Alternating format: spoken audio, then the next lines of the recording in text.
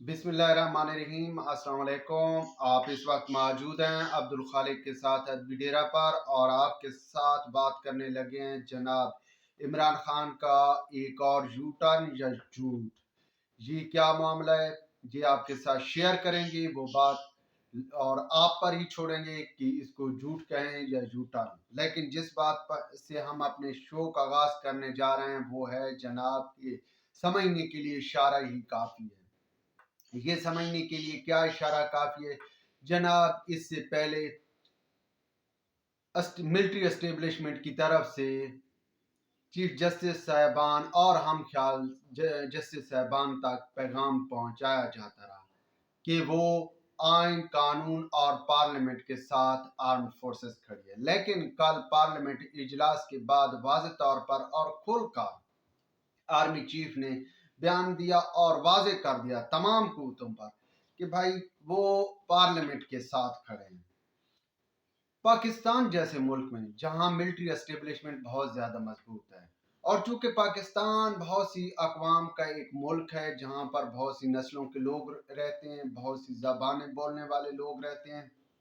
और वहां पर आर्म फोर्सेस अपने आप को ये ओन करती हैं कि वो मुल्क की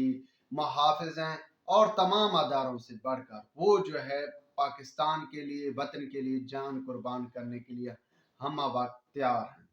तो ऐसे में जनाब जब मिलिट्री एस्टेब्लिशमेंट जिस मुल्क में मजबूत हो और तमाम फैसले वो मिलिट्री एस्टेब्लिशमेंट की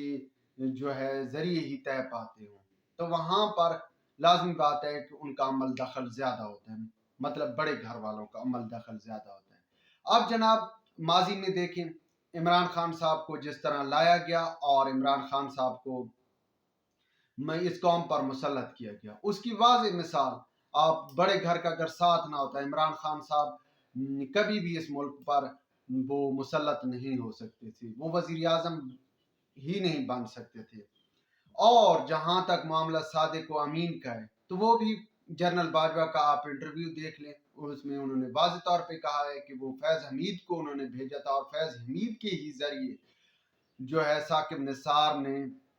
इमरान खान को सादिक व अमीन करार दिया था।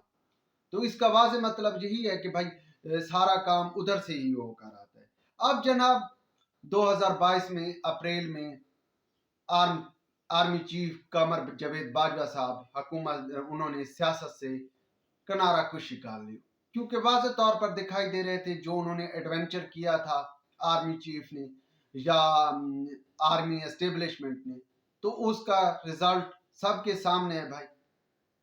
और उन्होंने फिर एक मौका दिया तमाम सियासी जमातों को कि वो खुल कर आएँ और मुल्क के मामला सेट करने की कोशिश करें। जनाब जब इमरान खान के ऊपर से मिलिट्री एस्टेब्लिशमेंट ने हाथ उठाया तो इमरान खान साहब तनहा रह गए, जिसका उन्हें वाज़ेह तौर पर दुख है। तो भाई अपोजिशन तरीके में तमाद ले आई और हुकूमत इमरान खान की हुकूमत गिराने में अपोजिशन कामयाब हो गई। अब भाई इमरान खान साहब जब हुकूमत से निकले उसके बाद उन्होंने बहुत दाव पेच खेले, और तमाम दाव पेच वो गैर सियासी और आमराना ही थे, जिसकी वो आज सजा भी भुगत रहे हैं। जनाब उनमें से एक था कि वो उन्होंने असेंबली तहलील की, और असेंबली तहलील करने के बाद अदलिया के जरिए हुकूमत पर दबाव डालना शुरू कर दिया कि भाई इलेक्शन कराए जाए। अब हुकूमत का और तमाम सियासी जमातों का मौक़िफ़ था कि भाई इलेक्शन एक वक्त पर होंगे और इस वक्त मुल्क इलेक्शन के लिए मुतहम्मिल नहीं है। बहरहाल भाई चीफ जस्टिस साहब ने अपने दो और जस्टिस साहबान के साथ यानी 3 रुकनी बेंच ने फैसला दिया था कि मुल्क में जो है वो हर सूरत में इलेक्शन 14 मई को होंगे। अब भाई इलेक्शन कराने के लिए सबसे पहली बात तो ये है कि अगर पैसे नहीं होंगे, फोर्सेस नहीं होगी तो इलेक्शन कैसे होंगे? अब अंदरूनी खाना जो है वो एस्टेब्लिशमेंट के साथ जो है चीफ जस्टिस कोशिश कर रहे थे कि मामला वहाँ से दबाव डलवा कर वो इलेक्शन मैनेज करवा लें, लेकिन चूंकि इस वक्त फौज कोई एडवेंचर करने की पोजीशन में नहीं है, और जिस तरह मुल्क की मैशत है उसमें तो भाई फौज ने जब भी इक़्तिदार संभाला है मुल्क کسی نہ کسی حوالے سے معاشی طور پر مستحکم تھا۔ اب آپ دیکھ لیں، جب مشرف نے اقتدار سنبھالا، ضیاء الحق نے اقتدار سنبھالا یا ایوب نے اقتدار سنبھالا، ہمیشہ اس وقت ان لوگوں نے ایڈونچر کیا جب ملک مستحکم ہو چکا تھا۔ ابھی 2018 کا ایڈونچر دیکھ لیں، وہ بظاہر تو عمران خان صاحب واضح طور پہ کہا ہے کہ ان کی حکومت نہیں تھی، وہ تو بس ایک کھٹ پتلی وزیر اعظم تھے، یہ عمران خان صاحب خود کہتے ہیں، اور حکومت کون کر رہا تھا؟ باجوہ صاحب۔ تو بھائی ایسے میں اب یہ تھا کہ فوج نے سیاست میں کوئی کردار ادا کرنے سے وہ فی الحال جو ہے سائڈ پہ ہو گئی۔ اور دوسری یہ مثال تھی کہ بھائی فوج اب اگر کوئی چاہتی تو وہ اثر انداز ہو سکتی تھی، جیسے کہ 2016-17 میں ہوتی رہی ہے عمران خان کے معاملے میں یا نواز شریف کے معاملے میں، عدلیہ میں بھی اثر انداز ہوتی رہی ہے، لیکن اب فوج اثر انداز نہیں ہو رہی تھی اور فوج سائڈ پر کھڑی ہو کر تماشا دیکھ رہی ہے، لیکن یہ پیغام ضرور دے رہی ہے کہ بھائی ہم وزیر اعظم کے ساتھ کھڑے ہیں، پارلیمنٹ کے ساتھ کھڑے ہیں۔ اور اب جب پارلیمنٹ اور سپریم کورٹ آمنے سامنے آ گئے تو وہاں ان سیشن جو کیمرہ سیشن جو ہوا ہے اس میں آرمی چیف نے واضح طور پر پیغام دے دیا ہے کہ بھائی ہم جو ہے پارلیمنٹ کے ساتھ کھڑے ہیں، ہم کسی اور کے ساتھ نہیں کھڑے۔ اور یہ کس کو پیغام کیا؟ یہ تمام ان لوگوں کو جو کہ اس وقت پارلیمنٹ کے خلاف سازشیں کر رہے ہیں یا وزیر اعظم کے خلاف سازشیں کر رہے ہیں۔ یہ واضح طور پر پیغام ہے، اوپنلی، جو اوپن جس کو کہہ سکتے ہیں نا کہ بھائی ہم آپ کا ساتھ نہیں دینے کے لیے ساتھ نہیں دیں گے۔ مطلب یہ ہے کہ آپ اگر کل کو حکومت کو بلائیں گے عدالت میں تو لازمی بات ہے وہ کہہ رہے ہیں کہ ہم تو پارلیمنٹ کے ساتھ کھڑے ہیں۔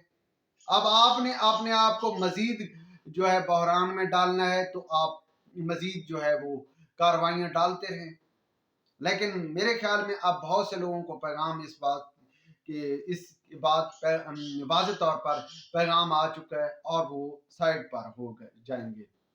اور لگ بھی ایسے ہی رہا۔ جیسے کہ کل اب الیکشن کے معاملے پر سماعت ہوئی، الیکشن کمیشن نے